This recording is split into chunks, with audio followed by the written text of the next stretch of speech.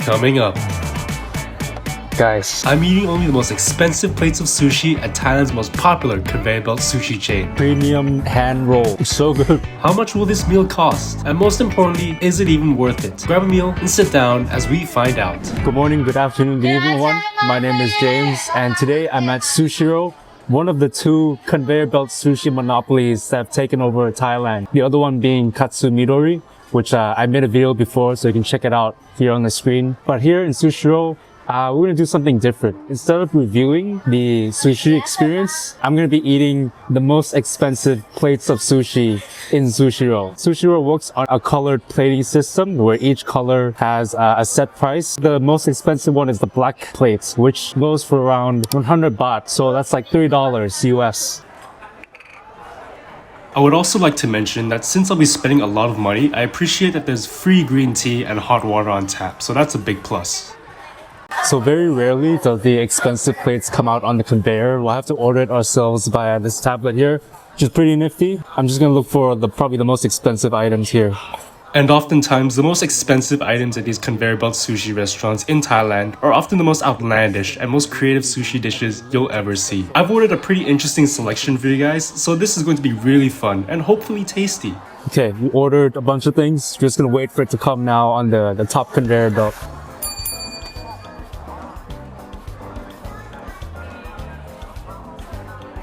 Okay, the items orders are starting to roll in. So the first up we have, I believe this is the date maki, like an egg rolled cake.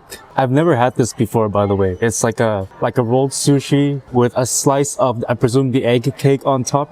And inside, in the middle, I'm actually not quite sure what this is. It looks like maybe grilled fish, some sort of protein or beef, chicken maybe. No clue. I don't even know if I'm supposed to dip this in the soy sauce. I think we'll give it a little bit of a soy sauce dip. A little bit of soy sauce.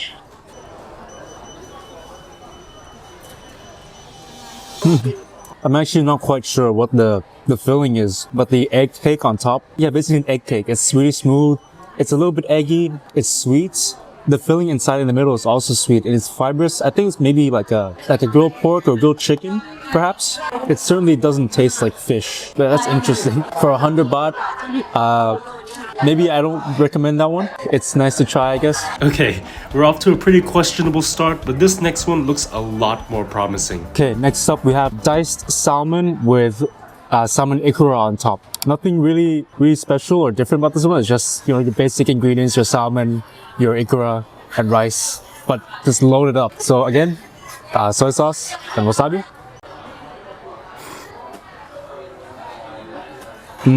That's delicious. I mean, it's salmon sashimi, salty ikura, and rice.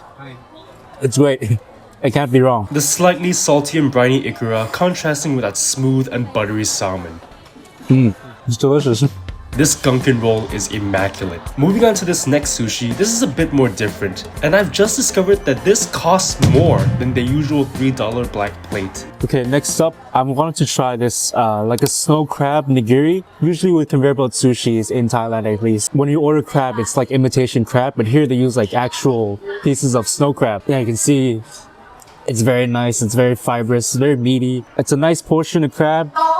And at the bottom here, two nice pieces of sushi rice. See, it looks like it's not just like whole legs, but it's more like a shredded crab meat. That looks like a nice bite. It's a bit falling apart a bit.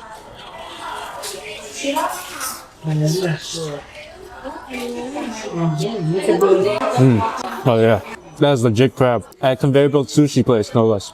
That's pretty nice. There's a subtle sweetness to the crab. A little bit watery as well. It's not fresh crab, obviously, probably frozen crab, but it is a step above your imitation crab. It's pretty nice. Actually, let me just try the crab meat by itself, the crab leg.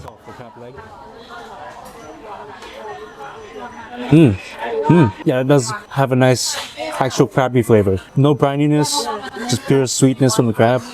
That's actually pretty nice. I think this is like 120 baht, so it's a 20 baht more expensive than the actual black plates. That's right. These red and black stacked plates cost 120 baht. Is it worth it? I mean, if you like crab, I guess so, yeah. It's a pretty nice crab nigiri. With that knowledge in mind, my goal has shifted to now ordering a mix of expensive black and red and black plates. Our next sushi dish is another 120 baht one, and this one is looking absolutely incredible. Before we continue, I just want to say if you're enjoying the video, how about giving it a like, and if you want to support me, then I would really appreciate it if you subscribe. Alright, let's get back to the video. Okay, next up I want to try is this premium hand roll. It has a bunch of premium seafood ingredients on there. You can see they're called Japanese bay scallops, but they're a lot tinier than your regular hotate scallops. There's also sweet baby shrimp, uni sea urchin, and ikura, the salmon fish roll. This looks spectacular, guys. Like very luxurious. I'm gonna spread out the uni and the ikura across so it has like a nice even distribution of ingredients. Okay, what you do is basically just pick it up with your hand and eat it sort of like a Japanese taco, basically. Look at that, guys. That's incredible.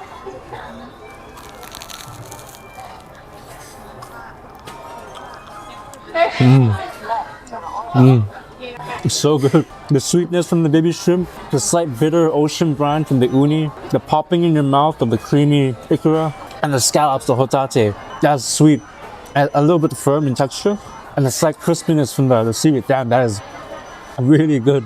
I believe this is like 120 baht. This is so well worth the 120 baht, man. This is excellent. So far, the expensive plates of sushis are hit or miss in terms of taste and value. Usually the more creative dishes are the misses. This next sushi plate is another one of those more creative creations. Will it be worth the price? Okay, this next one we have here is 120 baht. I believe it's a sweet shrimp and crab meat chakin sushi. And I think chakin is like this, like an egg wrapper, I think. So you can see the crab meat, it looks to be marinated. And there's sweet shrimp also here. It looks to be marinated as well, a brown color. It's dusted or sprinkled on top cod roe. I think this is a one-biter situation here.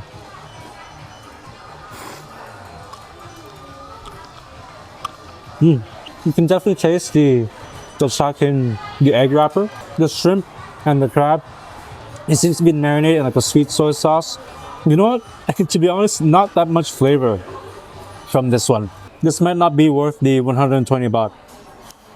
Yeah, I wouldn't get this again. Not much flavor, to be honest.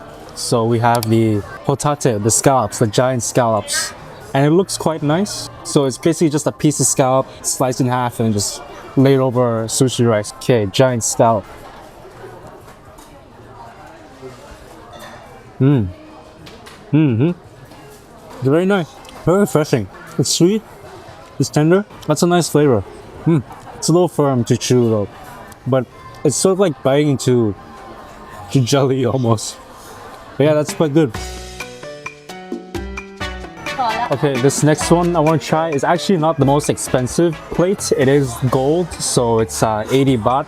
So a little bit like a level below the black, but it's too interesting to pass up on. So basically it's mentaiko with cream cheese. Mentaiko is like a cod egg sack with the cream cheese, and it's wrapped up in a gunkan roll, the warship style sushi roll. That looks crazy, to be honest. I think the mentaiko is also dusted with some of the chili flakes. Gonna dip it into the soy sauce, of course, and add a bit of wasabi. Yeah, mentaiko and cream cheese. Let's give it a bite.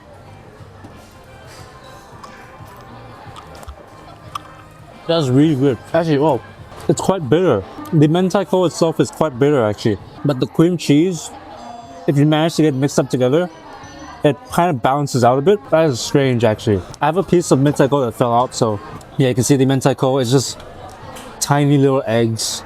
I'm gonna try it by itself just to see. Oh yeah, it is. It's sour, it's a bit bitter. It's a little hint of spiciness. I don't know about that one. For me, I wouldn't get it again. But maybe for some people, maybe they'll like it. Yeah, for me, that's a no.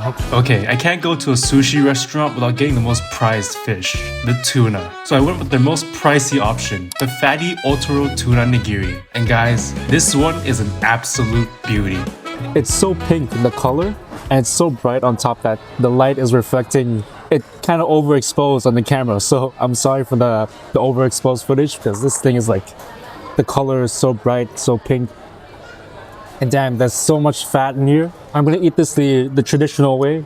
So gonna put wasabi underneath the fish and dip it into the soy sauce. Otoro fatty tuna.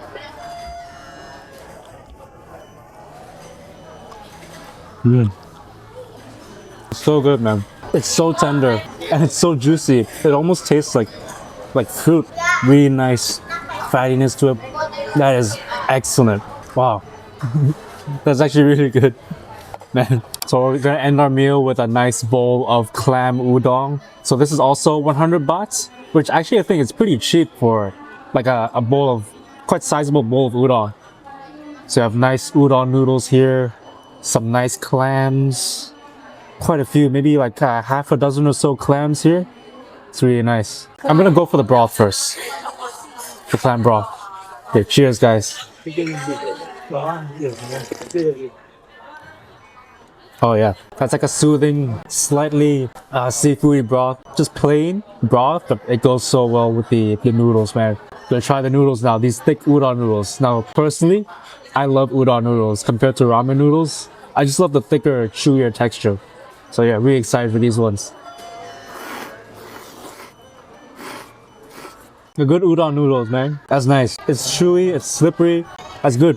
Let's try the clams. Have a nice clam here.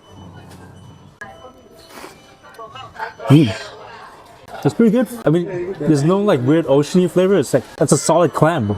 Yeah, I'm pleasantly surprised. I guess just gonna chase it down with a little bit of seaweed.